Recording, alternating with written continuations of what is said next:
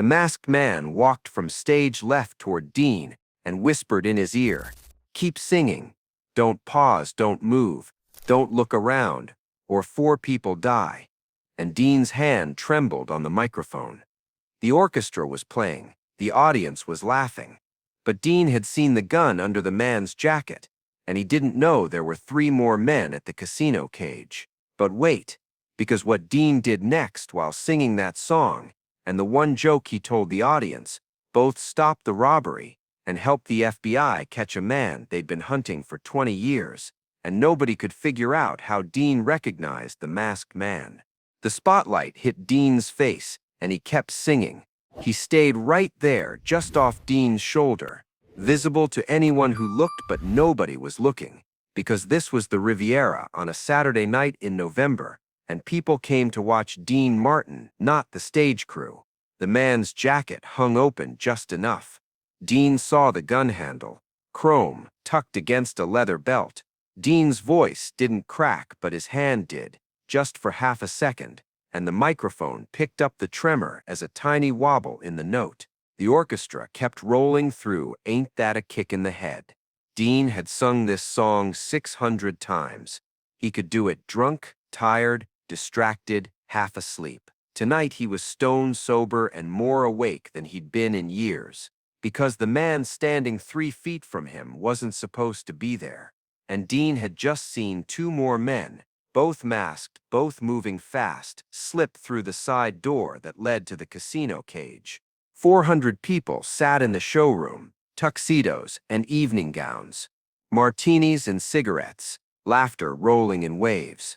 They didn't know, nobody knew, except Dean and the man with the gun and whoever was back there cracking the cage. Dean finished the verse. The man leaned in again. This time his voice was quieter. 8 minutes, he said. Then the alarm trips. Keep them here. Keep them happy. You do that, everyone walks out. Dean nodded. Barely. Just a flicker of his chin.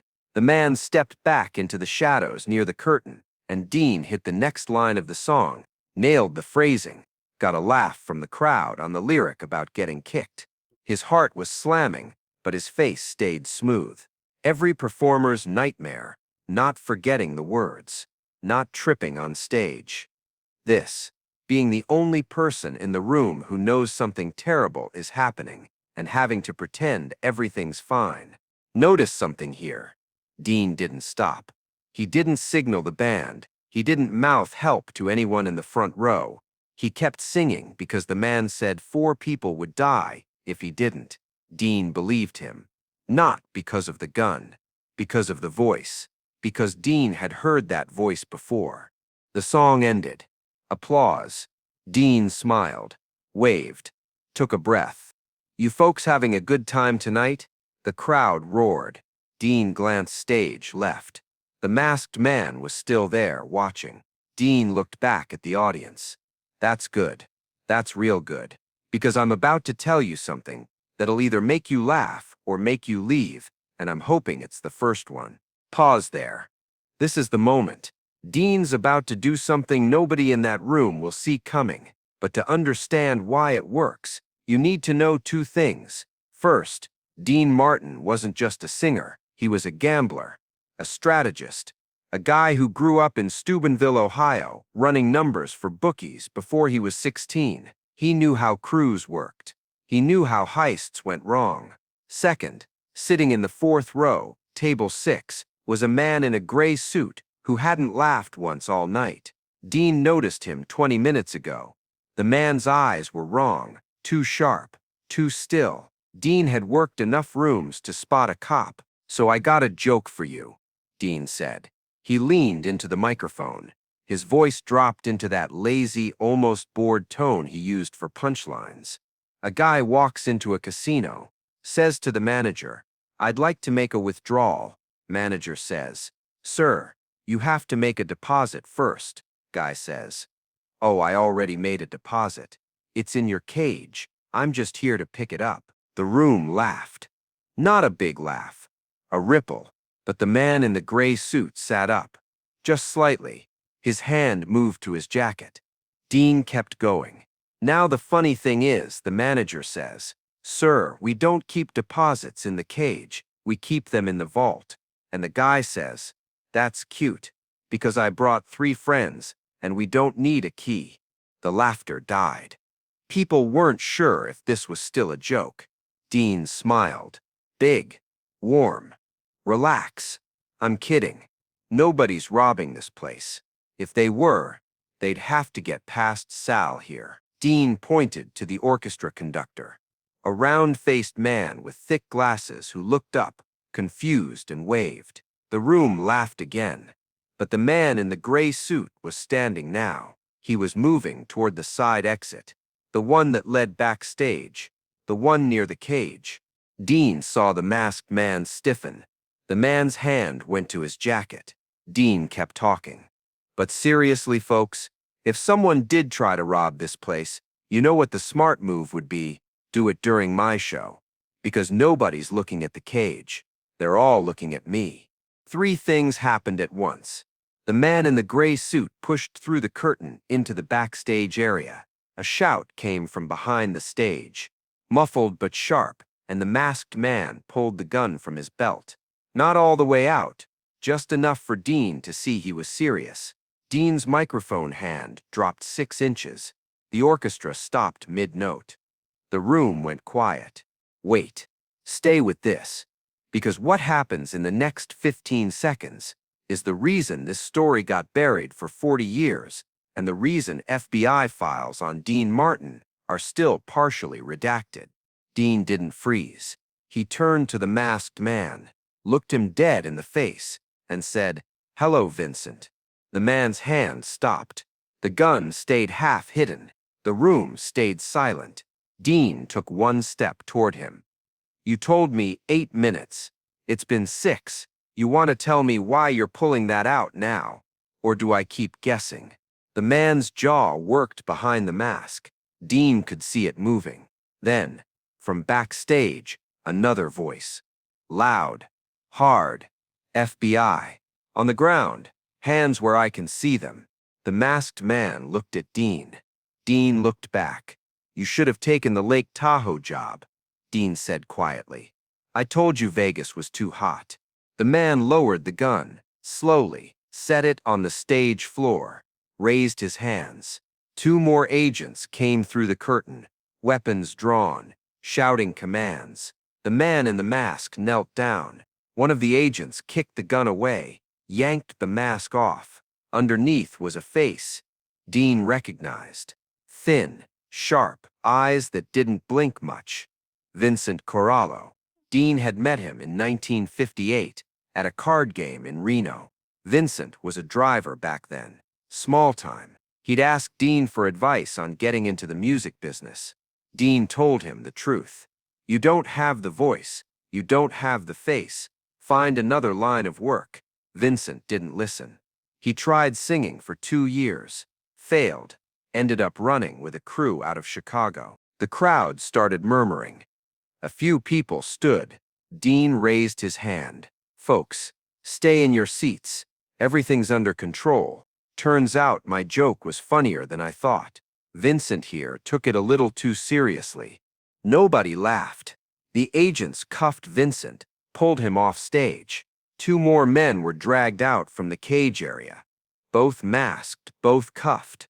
The agent in the gray suit walked back through the curtain, holstered his weapon, and gave Dean a nod. Dean nodded back. The agent turned to the crowd. "Ladies and gentlemen, I apologize for the disruption. There's been an incident involving an attempted theft. Nobody's hurt. The situation is resolved. We'll need statements from anyone who saw suspicious activity tonight. For now, please remain calm and exit through the main doors in an orderly fashion." People started moving, slowly, confused, whispering. Dean stood there on the stage, microphone still in his hand, watching them file out. The agent walked over to him. "Mr. Martin, I'm Special Agent Russo, FBI. You knew him." Dean set the microphone on the stand. "Met him once, 8 years ago. Poker game. He asked me how to make it as a singer. I told him he couldn't. Russo frowned. That's why he came after you. Dean shook his head. He didn't come after me. He came during my show because he thought nobody'd notice. He told me to keep singing so the crowd wouldn't panic. He was trying to protect them. By threatening to kill 4 people, Dean looked at Russo. He didn't say he'd kill them. He said they'd die. There's a difference. If I stopped singing, the crowd would have panicked. Stampede. People would have gotten trampled. Vincent knew that. So did I. That's why I kept going. Russo studied him. You made that joke about the robbery. You were signaling me. Dean didn't confirm or deny. You were sitting in the 4th row. You didn't laugh once all night. Either my act's gotten worse, or you weren't here for the show. We had a tip. Anonymous. Said 3 men were planning to hit the Riviera cage during a high-profile event. Your show was the biggest draw tonight. Russo paused. The tip came in 2 hours before your set. Described the crew. Described the plan. Even described the lead man, Vincent Corallo. We've been looking for him since 1954. 12 years. Bank jobs. Jewelry stores. Always small crews. Always clean. Never caught. Russo's eyes narrowed. You wouldn't happen to know who made that call, would you? Dean picked up his drink from the piano. Took a sip. I wouldn't. But you knew he'd be here. I knew someone would try something. Vincent called me yesterday. Said he needed to talk. Wouldn't say why. Wanted to meet after the show. I told him no. He said he'd come anyway. I figured he was desperate. Desperate people do stupid things. Listen carefully to what Dean's not saying. He knew Vincent was coming. He knew it wasn't a social call. He didn't know Vincent was planning a robbery, but he suspected something criminal, and instead of calling the cops himself, he dropped enough hints during the show to make sure the FBI agent in the room would figure it out. Dean didn't stop the robbery by confronting Vincent. He stopped it by making Vincent visible, by turning the joke into a map. Russo looked at Dean for a long time. Then he said, "We found $80,000 in the cage. They'd already cracked the secondary safe. 2 more minutes, and they'd have been out the back door. So I kept them here long enough." You did. Russo turned to leave, then stopped. "Mr. Martin," Vincent said something, when we cuffed him. He said, "Dean told me this would happen." What did he mean? Dean set his glass down. I told him 8 years ago that if he kept chasing the wrong dream, he'd end up in a cage. Guess he thought I was talking about the music business. Russo left. Dean stayed on the stage for another 10 minutes.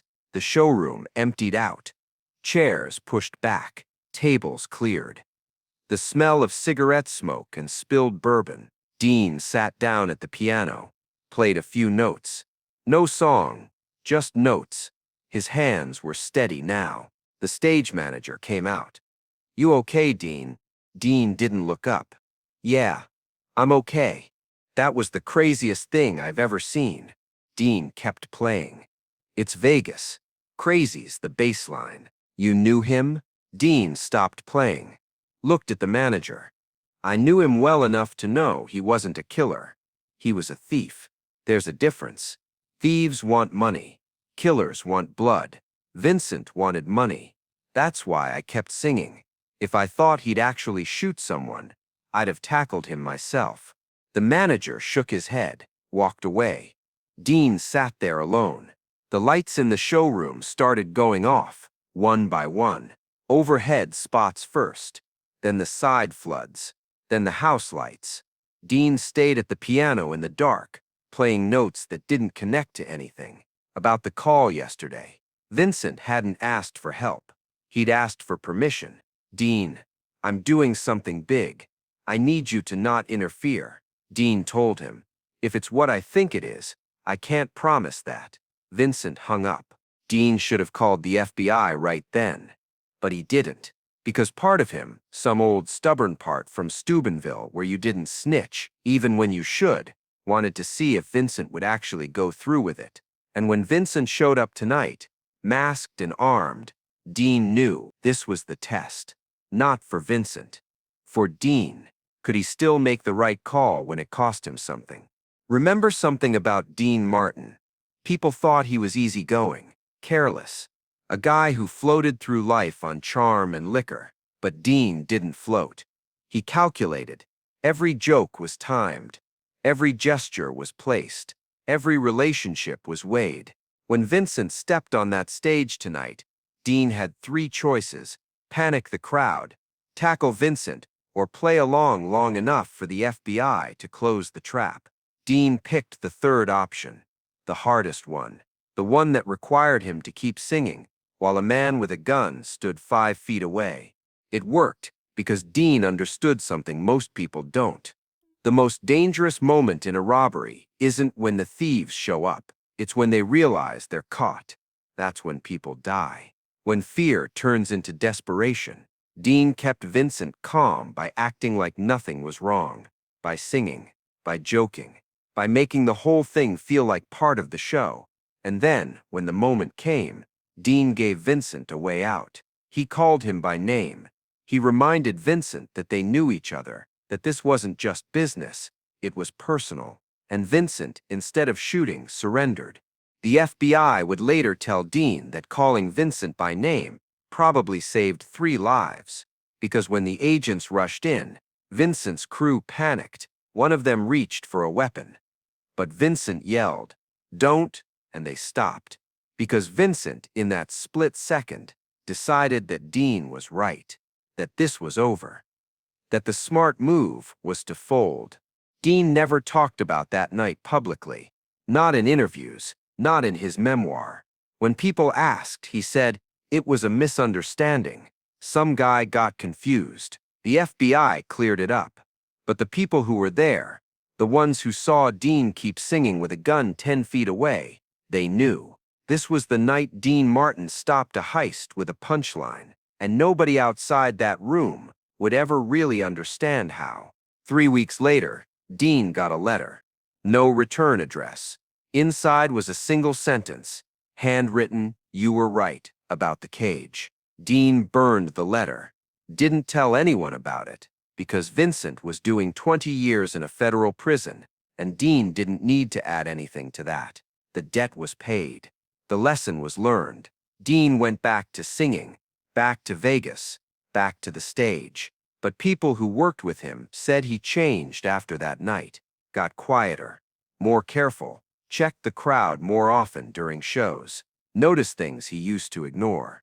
One night, 6 months later, Frank Sinatra asked him about it. They were backstage at the Sands, sharing a bottle of Jack Daniels.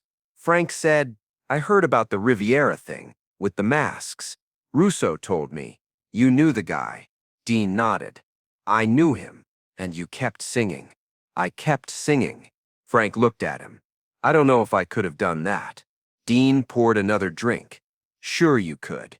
You just would have done it louder." Frank laughed. But Dean didn't. Because Dean knew something Frank didn't. It wasn't about being brave. It was about being cold, about shutting off the part of your brain that screams run and letting the part that says wait take over. Dean had learned that a long time ago, in Ohio, when running numbers for men who'd break your hands if you made a mistake. You don't run. You don't flinch. You stand there and you play the part until the moment passes. That's what Dean did that night at the Riviera. He played the part. He stood there under the lights with a gun behind him and a crowd in front of him, and he sang like nothing was wrong, because the second he stopped, people would die. And Dean Martin, for all his flaws, for all his drinking and gambling and womanizing, wasn't going to let that happen. Not on his stage, not on his watch. The FBI closed the case in 1967. Vincent Corallo pleaded guilty to attempted robbery, conspiracy, and weapons charges. His crew got similar sentences. The judge asked Vincent why he targeted the Riviera. Vincent said, "Because I thought Dean wouldn't notice." The judge said, "He noticed." Vincent nodded. "Yeah, he did." Years later, in 1985, Dean was asked in an interview if he'd ever been scared on stage. He said, "Once, but I can't tell you why." The interviewer pushed. Dean smiled. Let's just say I learned that sometimes the show has to go on, even when you don't want it to. That was the closest Dean ever came to talking about that night. And even then, he didn't give details, because Dean understood something important. Some stories are better left quiet. Some nights are better left in the dark. Some lessons are learned once and carried forever, without needing to be spoken. If you enjoyed spending this time here, I'd be grateful if you'd consider subscribing. A simple like also helps more than you'd think. Dean kept singing for another 26 years after the Riviera. He did movies, TV shows, concerts, recordings. But people who knew him well said that night in November 1966 was the one that defined him. Not because he was brave, because he was smart, because he saw a bad situation and found a way to turn it into a joke, a signal, and a resolution all at once. That's not luck. That's skill. And Dean Martin had it in spades. If you want to know what really happened the night the FBI came back to interview him 3 more times, tell me in the comments, because that story's even stranger than this one.